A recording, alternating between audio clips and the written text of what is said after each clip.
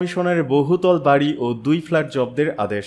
এবার জাতীয় রাজস্ব বোর্ড এনবিআর এর কর কমিশনার মোহাম্মদ এনামুল হকের 9 তলা ভবন, 6টি ফ্ল্যাট ও 71% স্থাবর সম্পদ জব্দ করার নির্দেশ দিয়েছেন আদালত। আজ বৃহস্পতিবার ঢাকা মহানগর সিনিয়র স্পেশাল জজ মোহাম্মদ আশামস জগলুল হোসেনের আদালত শুনানি শেষে এ আদেশ দেন। আজ গণমাধ্যমকে নিশ্চিত করেছেন দুর্নীতি দমন কমিশন দুদকের পাবলিক প্রসিকিউটর মীর আহমেদ আলী সালাম। গত বছর দুদকে ঢাকা সম্মিলিত জেলা কার্যালয় সংস্থাটির সহকারী পরিচালক মাহবুবুল আলম মামলাটি করেছিলেন। দুদক ও আদালত সূত্রে জানা গেছে 2023 সালের 31 জুলাই কাস্টমস কমিশনার মোহাম্মদ এনামুল হকের বিরুদ্ধে 9 কোটি 76 লাখ টাকার অবৈধ সম্পদ অর্জনের অভিযোগে মামলা করে দুদক। সেই মামলার শুনানিতে আজ মোহাম্মদ এনামুল হকের ঢাকার বসুন্ধরা জি ব্লকের 9 তলা বাড়ি, বনানী ও কাকরাইলে 2টি ফ্ল্যাট, মোহাম্মদপুর সহ ঢাকায় 3টি বাণিজ্যিক স্পেস ও গুলশানে কার পার্কিং এর জায়গা জব্দের আবেদন করা হয়। শুনানি শেষে আদালত সেই আবেদন মঞ্জুর করেন। এছাড়া এনামুল হকের গাজীপুর ও বাড্ডার জমি জব্দের আদেশ দিয়েছেন আদালত। এর আগে জাতীয় রাজস্ব বোর্ড এনবিআর এর আরেক সদস্য মতিউর রহমান ও তার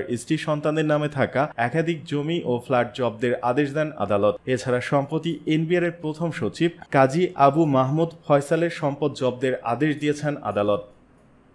সরকারি নির্দেশে বিএনপি নেতাদের উপর আক্রমণ, অভিযোগ রুহুল কবির রিজভীর।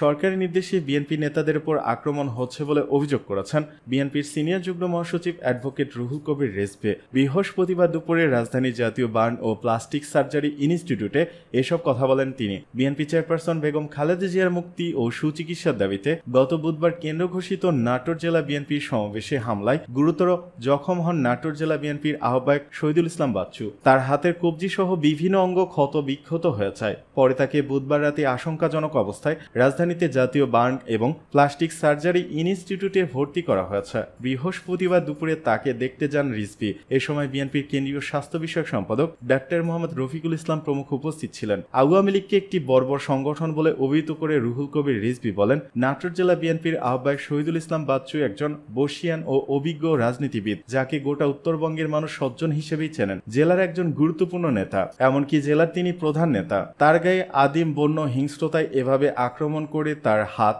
পা, শরীর ক্ষতবিক্ষত করেছে। আজকে তাকে মৃত্যুমুখে ঠেলে দিয়ে কি আনন্দ পেলেন সেখানকার আওয়ামী লীগের এবং এমপি শিমুল সাহেব। সাংবাদিকদের উদ্দেশ্যে তিনি বলেন, আমি মনে করি সরকার প্রধানের নির্দেশেই এই বর্বরচিত আক্রমণটা করা হয়েছে বাচ্চুর ওপর। কারণ বিএনপি নেতাদের রক্ত দেখলে সরকার প্রধান আনন্দিত এবং খুশি হন। এ কারণে একটি দোয়ার অনুষ্ঠান এবং বেগম খালেদা জিয়ার মুক্তির দাবিতে শান্তিপূর্ণ প্রতিবাদ সমাবেশে বর্বরচিত হামলা করা হয়েছে। এ হামলা শুধু ন্যাক্কারজনক ও পুরুষোচিত নয়। আওয়ামী লীগ যে একটি বর্বর সংগঠন সেটির বহিঃপ্রকাশ। আমি আল্লাহর কাছে দোয়া করছি তিনি যেন শহীদুল ইসলাম বাচ্চুকে দ্রুত সুস্থতা দান করেন।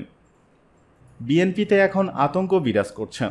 পররাষ্ট্রমন্ত্রী ও আওয়ামী লীগের যুগ্ম সাধারণ সম্পাদক ডক্টর হাসান মাহমুদ বলেছেন, বিএনপিতে এখন তারেক ভূত ও আতঙ্ক বিরাজ করছে। দলটির কর্মীরা এখন আতঙ্কে থাকে, সকালবেলা উঠে দেখবে কিনা যে পথ চলে গেছে। বৃহস্পতিবার রাজধানীর জাতীয় প্রেস ক্লাবে শেখ হাসিনার ভাষ্যমের পররাষ্ট্রনীতি ও দেশের অভাবনীয় উন্নয়ন শীর্ষক সেমিনারে প্রধান অতিথির বক্তৃতায় তিনি এসব কথা বলেন। সেমিনারের আয়োজন করে সাপ্তাহিক গণবাংলা ও বাংলাদেশ স্বাধীনতা পরিষদ। হাসান মাহমুদ বলেন, আন্দোলনের গতি হারিয়ে বিএনপি এখন পরজীবী দল হয়ে গেছে। তারা এখন শিক্ষার্থীদের আন্দোলনে ভর করে, শিক্ষকদের আন্দোলনে ভর করে, নিজের আন্দোলন করার ক্ষমতা হারিয়ে পরাশ্রিত আন্দোলন করছে। তিনি আরো বলেন, বিএনপি সরকারের উন্নয়নের ফল ভোগ করেও সরকারের বিরুদ্ধে কথা বলে। ফ্লাইওভার দিয়ে 10 মিনিটে এয়ারপোর্টে নেমে বলে দেশে উন্নয়ন হয়নি। মেট্রো রেলে এসিতে চড়ে প্রেস ক্লাবের সামনে নেমে সরকারের বিরুদ্ধে ও প্রধানমন্ত্রী শেখ হাসিনার বিরুদ্ধে কথা বলে। কোটা আন্দোলনের বিষয়ে হাসান মাহমুদ বলেন, আমি মনে করি এখানে ভুল বুঝাবুঝি হয়েছে। ছাত্রছাত্রীদের প্রতি সহানুভূতিশীল হয়ে সরকার কোটা ব্যবস্থা বাতিল করেছিল। এটি হয়েছিল